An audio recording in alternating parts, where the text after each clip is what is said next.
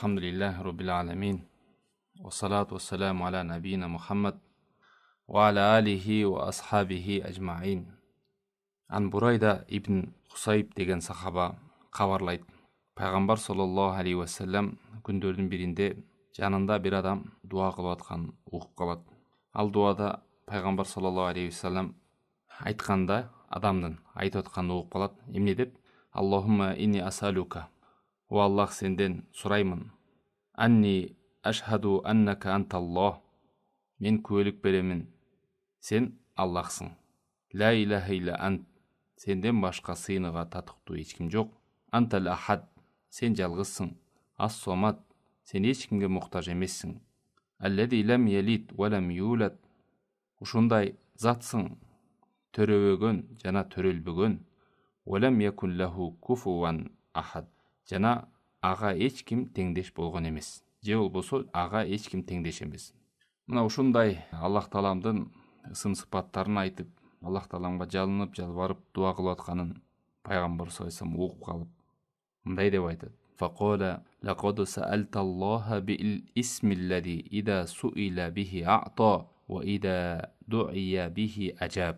Сен тиги кишиге карап пайгамбар саллаллаху алейхи ва саллям айтып атат. Сен ушундай бир ат менен сурадың Аллах Тааламдан. Ал ат менен ким алат менен Аллах Таалам суралган болсо берет, ал эми дуа кылынган болсо жооп берет деп. Ушул дуаны жаттап жүрөгүнө сиңирип дуа кылып жүрсө аябай жакшы. Ал адамдын дуа кылганын угуп пайгамбар саллаллаху алейхи ва саллям эмне деп айтты?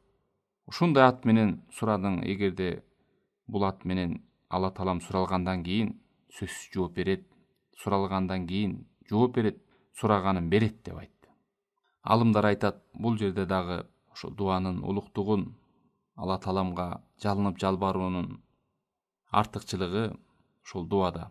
Мындай карап көрсөңүздөр, бул дуада ал адамдын эмне деп суралганы келбестен, ошо сурай турган Кудай Тааламдан сураган нерсенин алдында эмне деп Аллах Тааламга жалынып жалбарып кайрылды. Ошол жери келген.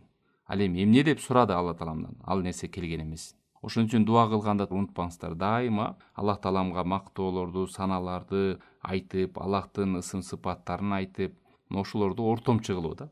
Мисалы, о Аллах Таалам, сенин ырыскың кенен, сен ырыскы берүүчүсүң, өзүң мага ырыскы бер деп. Бул Аллах Таала менен болгон адеп, Аллах Таала менен жалынып жалбаруу, байланышуу, ошондой бир жүрөктү ойготуп сурай турган нерсе да.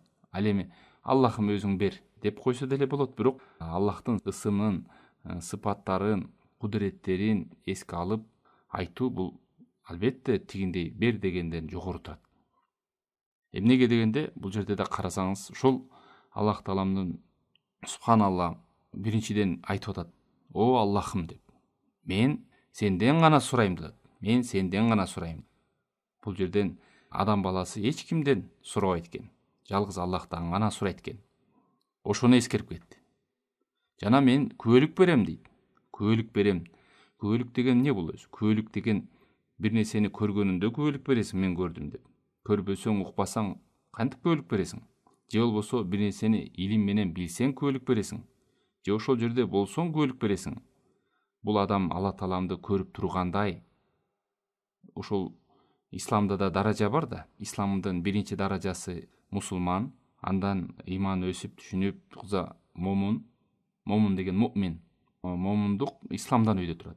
Ошон үчүн айтат алымдар, ар бир момун мусулман, бирок ар бир мусулман момун эмес. Андан дагы өткөн даража бар, момундан өткөн. Бул мухсин, ихсан деп коет. Ислам, иман, ихсан.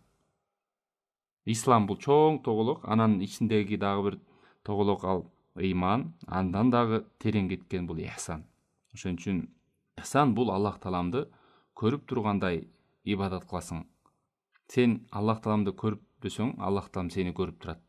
Мындай ошондой якын менен, ишеним менен Алла Тааламдын муракабада көзөмөлдөп турганын жүрөк менен сезүү менен, Аллах Тааламдан каерде болсо дагы Аллахтын назары бар экенин көз салып турганын сезе билет адам.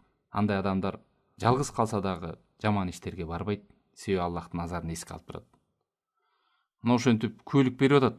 Аллахым, мен күбөлүк берем, сен Аллахсың деп Аллахтын улук Бардык ысым аттары Аллах деген атка кайтат. Ошол атын, улуу атын эскерип атат Аллах Таалам, негизги атын.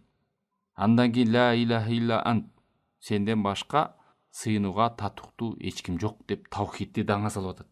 Бардык пайгамбарлар келгенде эле биринчи эле жалгыз Аллахтын өзүнө гана сыйынгыла, Аллахтан башка эч ким сыйынууга татыктуу эмес. Ушул максат менен келген пайгамбарлардын бардыгы. Ошону эскерип атат. Сен гана ибадатка татыктуусуң. Сенден башка эч ким татыктуу эмес ибадатка. Ибадаттын ээси сенсиң.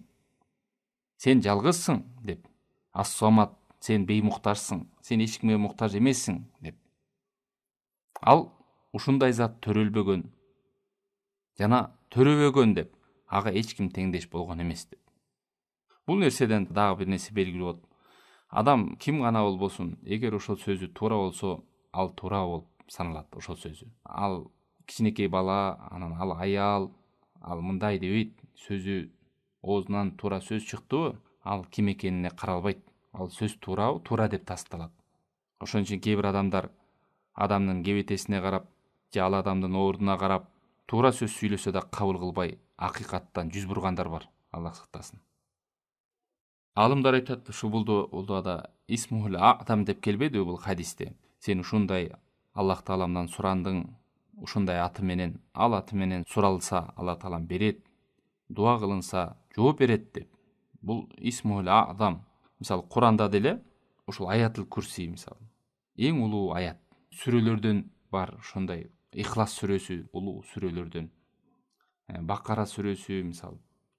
Дуаларда дагы, дуа кылганда дагы ошо алдыңкы сөздөрдө Аллахтын ысымдарын, сыпаттарын даңазалап, даңктап, Аллах Тааламдын ошолорду эскерип айтуу тавассул деп, ошолорду эске ортого коюп сурануу, бул дуанын кабыл болушунун, тез кабыл болушунун жолдорунан бири да. Şu duanın adetlerinin, dua kılgan Allah'a maktoo salamdарды айтып, салаватты айтып, сөз пайгамбар саллаллаху да салаваттарды айтып, анан өзүңүздүн муктаждыгыңызды ошо жалынып жалбаруу деп тадарра деп коет араб тилинде. Эми баягы берсең бер, бербесең дегендей нерсе эмес да. Аллах сактасын. Жөн эле бир күнүмдүк турмушуңда бирөөдөн сурап калсаң, кандай абалыңды түшүндүрүп, качан берериңди айтып, ал адамдын беришендигин эскерип, сенден ушул атай сурап келдим деп ошонун жүрөгүн, көңүлүн жумшартып, кандай методдорду колдонот адам. Аллах Таалам акылуу го ошондой нерселер менен айтылууга. Абу Ханифа рахимахулла айткан сөзү бар. Ушул улуу аты деген, Алланын улуу аты деген бул исмухул лохил адам хуаллах. Аллахтын эң улуу аты дегени бул Аллах Таалам. Бардык ысым сыпаттары ошо Аллах деген атка кайтат. Бирок эң өкүнүчтүүсү азыркы учурда суроолордон келет, таркап кеткен нерселер, ушундай пайгамбар саллаллаху алейхи сүннөттөрүндө кенен келген дуалар турса дагы, ошол нерселерди колдонбостон көптөр издеп жүрбөйбү, канткенде дуа кабыл болот, кантип дуа кылам деп, жанагындай ырым-жырым бүү бакшылар же болбосо адашкан адамдардын жазып берген дуалары менен алаксып, ошону жанын кыйнап канча жолу айтып жүргөндөр бар. Керек болсо кээ бир адамдар бар экен, баланча деген жерде бирөө бар, ошонун барып колун кармасаң, же болбосо ошолдо бир касиет бар, ошол сенин башыңды сылап койсо, же болбосо эмнени сурасаң ошол сенен берет, ошол сага себепкер болот деп да багыт берет экен. Бул нерсе бар да, адамдын табиятында Аллахка жалынып жалбаруу, Аллахка кайтуу, ушундай нерсе бар, бирок ошол нерсени билбесе адам башка жака кайтат да. Башка жака. Ошон үчүн пайгамбар саллаллаху алейхи вассалам хадисинде ар бир адам төрөлгөндө эмне? Мусулман болуп төрөлөт. Анын ата-энеси жөөт болсо жөөт кылат, христиан болсо христиан кылат. Бирок асылы, фитраты, табияты, өзөгү мусулман болуп төрөлөт. Ошон үчүн эч бир Кудайды укпаса дагы, ыйман жөнүндө укпаса дагы ушундай кудурет бар экенин сезет. Бир нерселерден коркот. Ошон үчүн кээ бирлер Аллах Тааламга жалынып жалбарып сурабагандан карасаңыздар, бир кичинекей нерселерден коркот. Мисалы, кечинде ун бербе, кечинде карыз көрбө, босогодон өтпө, ачакайдан өтпө, боюң кортолуп калат деп, бир каяктагы бир адамдын акылына сыйбаган нерселерден коркуп калгандар да. Бул да кайсы бир деңгээлде ошол адамдарга жаза, Аллах таламдан болгон жаза. Ошол адамдар жалгыз Аллахтын өзүнө сыйынбастан андан жүз бурганда Алла таалам аларды чимели менен, чымын менен, жөнөкөй нерселер менен коркутуп койду. Мына ошондой нерселерден корккондор бар. Чыбыкты сындырып, мышык өтсө жолун болбойт деп, дарактардан бар үмүт кылып, жылдыз учса тилек кылып айтып отурса көп да. Ал эми пайгамбар саллаллаху алейхи мына сүннөтүндө көргөзүп берди. Куранда Алла таалам айтты, эгер силер туура жолду каласаңар, анда пайгамбарды ээрчигиле. Мына ошондуктан сиздер баардыгыбыз дуабыз канткенде кабыл болот. Кандай кылып Аллах тааламдан сурайбыз? Мына сүннөттө келген жолдор туугандар. Бул чоң мусыйба, чоң бир проблема болду да. Көп ушундай нерсе. Ошон үчүн жеткизиңиздер. Ушу дуаларды жаттап, ай тууганым, мына дуа кылганда ушундай жалынып жалбаруу жолдору бар экен. Аллах тааламды даңазалап, мына, о Аллах, сенден гана сурайм. Мен күбөлүк берем, сенден башка сыйынууга татыктуу эч ким жок. Суранарым сенсиң. Сен жалгызсың. Сен эч кимге муктаж эмессиң деп кандай керемет Аллах таала менен баарлык. Ушул кезде адамдын жүрөгү ачылат. Себеби дегенде хадистерде келбедиби? Силердин жүрөгүңөр кайдыгер капилетте болуп турса, дуаңар жооп берилбейт дейт. Жана мисалдарды келтирдик го, кээ бирөө жаттап алып быды, аш бергенге баш бер, узун өмүр жаш бер. Андай эмес дуа. Дуа Аллах таала менен баарлашуу. Аллахка жалынып жалбарып кайрылуу. Түнкү намаздарда, саждада, нафил намаздарда колуң уюганча көтөр, дуа кыл. Мына ошонткөндө кабыл болот. Маанилерин бир, эмне деп кайрылып атасың Алла таалама? Эң улуу, эмне деген сундук? Субхана, ушул аты менен суралса, ушул менен дуа кылса сөзсүз жооп берет деп келип атат. Көрдүңүздөрбү? Бирок бул жерде келгенин баардыгы таухид. Таухид, жалгыз Аллахтын өзүнө гана сыйынуу. Ал төрөлбөгөн, ага эч ким теңдеш болбогон, эч кимге ал муктаж эмес, ал жалгыз деп бүт таухид. Ла илаха иллаллах. Ошон үчүн кээ бирөө түшүнбөй эле эмне эле кечкер таухид дей бересиңер? Эмне эле кечкер Аллахын жалгыздыкы дей бересиңер деп. Пайгамбар саллаллаху алейхи Меккеде 13 жыл бою жалгыз Аллахтын өзүнө гана чакырды го. Намаз эмес, ороз эмес, зекет эмес. Себеби дегенде Аллахка шерик кошуу бул кечилгис күнөө. Ширкке түшкөн адам амалдар күйүп кетет. Ушундай коркунучтары бар. Таухидиң болсо башка амалдарың болот. Ушундай мүмкүнчүлүктөр болуп турса, дагы бир өкүнүчтүү нерсе. Азыр бир түш деген бале чыгыптыр. Ошо түш деген түш көрдүм деп эле бирөөлөргө айтып, анан түшүмдө мен ушундай эреже таптым. Кээ бир болсо ошо адашкан адамдарда түштөрүн айтып, анан түшүн бирөөлөргө эреже кылып, түшүн шарият кылып берет экен. Түшүмдө пайгамбар кирди, мага ушундай нерсени үйрөттү. Анан ал нерсени пайгамбарыбыз өмүрүндө айткан эмес. Ошону эми силер кылсаңар мындай ийгиликке жетесиңер деген сөздөр бар экен да, таркалып. Түш менен адамдарды адаштыргандар бар. Түшүмө кирди, түшүмдө мындай кыл, дават кыла деди, мындай кылгыла деди деп. Эстеп коюңуздар. Алымдар айтат, түш эч убакта эреже болуп бербейт. Ушуну эсиңиздерде тутуп коюңуздар. Түш эч убакта эреже болуп бербейт жашооңуздар. Бул бир. Экинчиден, түш эч убакта шарият болуп бербейт. Ушуну эстеп калыңыздар. Эч убакта эреже болбойт. Түш эч убакта шариятта болуп бербейт. Мына ошонун негизинде таянып алып, бир адам пайгамбарды көрүптүр, анан түшүндө пайгамбар мындай буйрук бериптир. Анан биз ошону жасашыбыз керек экен. Антпесе биз пайгамбарды урматтабай койгон болобуз, сыйлабай койгон болобуз. Себеби пайгамбар түшүндө кирип атпайбы? Мынча рекет окуш керек экен баланча күнү. Баланча деген дуаны салаватты мынча жолу айтыш керек экен. Себеби дегенде пайгамбар кабарлады. Түшүндө айтыптыр деп. Ошол жерден адашуу башталат. Ошондой туугандарга эстеп жеткизип коюңуздар. Бул өзү мындай нерсе пайгамбарга болгон акарат кылуу, пайгамбарга тил тийгизүү болуп саналат бул нерсе. Неге дегенде пайгамбар саллаллаху алейхи вассалам анда жашап жүргөн кезинде, тирүү кезинде динди айтпай толук жеткизбей койгон экен анда. Анан пайгамбар баардык элге айтпай жашырып туруп сага эле айтыптыр да. Бул пайгамбарга болгон акараттык, пайгамбар динине кыянат кылды, пайгамбар динин толук жеткизбеди деген сөз бул. Тил тийгизүү бул пайгамбар саллаллаху алейхи вассаламга мындай нерселерди айтуу менен. Алла Таала Майда сүресінде айтпадыбы? Ал-йома акмалту лакум динакум. Мен бүгін динingерди толуктап бердим. Ва атмамту алейкум ни'мати. Мына ушул нерсе менен силерге жакшылыгымды, неаматымды толуктап бердим. Ва радиту лакумул ислама дина. Мен ислам дини менен силерге ыраазы болдум дейт. Дин толуктап бердим деп Алла Таала айтып атат. Пайгамбар саллаллаху алейхи вассалам өзүнүн моюнда милдетин жеткизген. Эч кимдин оюна өзгөртүүсүнө муктаж эмес бул дин. Ошон үчүн уйкудан, түштөн, ошондой нерселерден эч убакта эреже алынбайт. Туура, түштүн сүйүнтө турган белгилери бар, сүйүндүрө турган, түш аркылуу корко турган эскертүүлөр бар. Түштү жок деп айтылбайт, бирок ал шарият эмес. Адамдын абалына жараша Аллахтан келген эскертүү түш аркылуу да болот.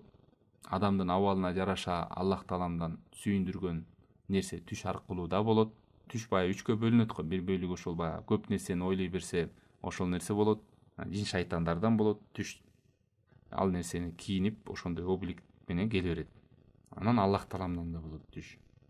Бирок ошол түштү эреже кылып адамдарга таң улап, мага ушундай түш келди, аян келди, бүгүндөн баштап мындай кылгыла, тигиндей кылгыла деп башкаларга айта турган эреже, тартип же шарият болуп бербейт. Ушуну эстеп калыңыздар. Ошондой баленин атынан адамдар түшүнбөдүктөн кээ бирлер ушундай диндеги жок дуаларды үйрөтүп, зикирлерди айттыртып, бир эрежелерди таап, адамдарга таң улап, ушу карапайым адамдар эми баягы дин, ыйман, ислам, зикир, пайгамбар, дуа кылуу деген жакшы көрөт да. Бул Аллах Тааланын суру. Анан кээ бир адамдар ушундай нерселерди таркатып салат. Эмне десе, пайгамбарга сен ишенбейсиң. Пайгамбар түшүмдө айтып атпайбы депчи. Пайгамбар ушундай кыл дебедиби депчи. Ал пайгамбар айттуу, шайтан айттуу, бир Кудай билет. Кандай кебетегинде көрдү ошол пайгамбар. Туура, пайгамбар саллаллаху алейхи вассалам айткан: "Мен раайни факад раайни." Мени ким көргөн болсо, ал чынында эле мени көргөн болот деп. Бирөө айткандай, мен галстуктучан көрдүм, анан сакалы жок кылып көрдүм деген. Ал анда шайтанды көрдү. Пайгамбар саллаллаху алейхи вассаламды көрүш үчүн өзү кандай болсо ошондой көрүш керек. Анан бул келген дуада пайдалардан бири, караңыздар, ачык таухидтин келиши. Жана ошол таухид камтылган дуалардын бардыгында өтө бир улуу касиеттерге ээ болушу. Диндин негизи таухид экен. Аллах Таалам жалгыздоо экен. Аллах Тааламдын жалгыздыгына доо кетире турган, аны кемите турган, шерик кошо турган, жана ошого алып бара турган жолдор бул өтө кооптуу нерсе экен. Бул иманды буза турган, соопту жок кыла турган, бейиштен куржалак кала турган, тозокко түшүп калуучу ошондой абал экен. Пайгамбарлардын бардыгы биринчи эле чакырганда ушул негизден баштаган экен. Жалгыз Аллах Тааламды таанытуу, өзүнө гана сыйындыруу адамдарды. Аллахтан башка эч кимге сыйындырбоо. Сурасаң дагы, үмүт кылсаң да, корксоң дагы Аллахтан корк, Аллахтан үмүт кыл. Адамдардан корксоң качасың, Аллахтан корксоң Аллахка жүз буруп, кайра Аллахка кайтасың. Бул дуада таухид камтылды. Таухид.